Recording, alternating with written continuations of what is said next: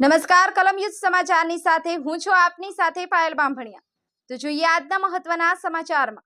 સુરતમાં પૂર્વ મેયરના આક્ષેપ પર કોર્પોરેટરે કહ્યું રાજકીય કારકિર્દી ખતમ કરવા કોંગ્રેસ સાથે મળીને રચ્યું કાવતરું, માનહાનિનો દાવો કરાશે। સુરત શહેરના ફૂલબાડા ખાતે રહેતા સુરત મહાનગરપાલિકાના પૂર્વ મેયર દ્વારા પોતાના સંબંધી મહિલા કોર્પોરેટર પર આક્ષેપ કર્યો હતો। તેના જવાબમાં ભાજપના કોર્પોરેટર નિરાલી પટેલે કહ્યું કે આક્ષેપ કરનાર મારા મોટા સસરા છે। અમારે વર્ષોથી તેમની સાથે કોઈ સંબંધ નથી, તેમ છતાં તેઓ કોંગ્રેસ સાથે મળી અને પાયા વિહોણા આક્ષેપ કરી રહ્યા છે અને માનહાનિનો દાવો કરીશું। પાલિકાએ નોટિસ આપી છે। મહિલા કોર્પોરેટર નિરાલી પટેલે કહ્યું કે 6 ભાઈઓનું મકાન છે, કોર્ટ કેસ ચાલે છે, તેના વિશે વધુ નહીં કહી શકાય, પરંતુ 1992થી કેસ ચાલે છે। જાનહાનિ થાય તે પ્રકારના મકાનોને પાલિકા દ્વારા નોટિસ ફટકારવામાં આવી છે, તેમ છતાં ત્યાં તેઓ રહે છે। કોઈ દુર્ઘટના થશે તો જવાબદાર કોણ? પરંતુ ચીમનભાઈ કોંગ્રેસના નેતાઓ સાથે મળી અમારા વિરુદ્ધ કાવતરા રચી રહ્યા છે। રાજકીય રીતે મજબૂત હોવાથી કાવતરા। આગામી સમયમાં પાલિકામાં ચૂંટણી આવશે। હું વોર્ડ નંબર 5માં મજબૂતીથી લોકોના કામ કરી રહી છું। મારી લોકચાહના પણ સારી છે, જેથી બળતરા કરતી કોંગ્રેસ આ રીતે પારિવારિક મુદ્દાની ઢાલ બનાવી અને અમારી સામે લડાઈ આદરી છે, પરંતુ એ સફળ થશે નહીં। મેં ક્યારેય તેમના આક્ષેપો પ્રમાણે કર્યું હોત તો સાબિત કરી બતાવે। હું ક્યારેય ચીમનભાઈને મળી નથી કે તેના ઘરે ગઈ નથી, પછી ટેલિફોનિક પણ વાત થઈ નથી, જેથી તમામ આરોપો પાયા વિહોણા છે। કલમિત સમાચાર સુરત।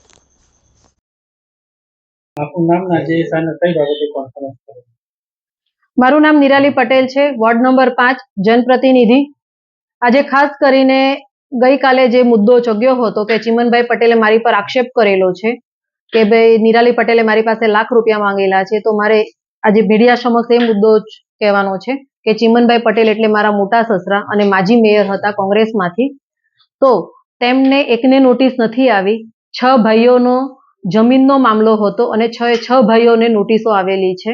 તો તેમાં આપની સમક્ષ નોટિસો અને જર્જરિત ઘરો પણ મૂકેલા છે અને એ 1992થી આ કોર્ટ કેસ ચાલી રહ્યો છે અને ફાઇનલી 32 વર્ષે કોર્ટનો ચુકાદો આવ્યો કે હવે ચીમનભાઈ પટેલે આ ઘર ખાલી કરીને જવાનું છે અને 5 ભાઈઓએ 75 લાખ રૂપિયા મળીને આપવાના છે। 5 ભાઈઓના ડીડી પણ રેડી છે અને સાથે કોર્ટમાં તમામ લખાણ પણ થઈ ગયું છે। ચીમનભાઈ પટેલ 2 મહિનાથી તારીખમાં અને તેમના વકીલ પણ હાજર નથી રહેતા આ કેસને કે આ ઘરનો ચુકાદો નહીં લાવવા માટે અને કોર્ટનો પણ અનાદર કરી રહ્યા છે। તો મારી રાજકીય કારકિર્દીને ખરાબ કરવા માટેથી કોંગ્રેસના અમુક નેતાઓ મારા ઉપર પાયા વિહોણા આક્ષેપ કરે છે।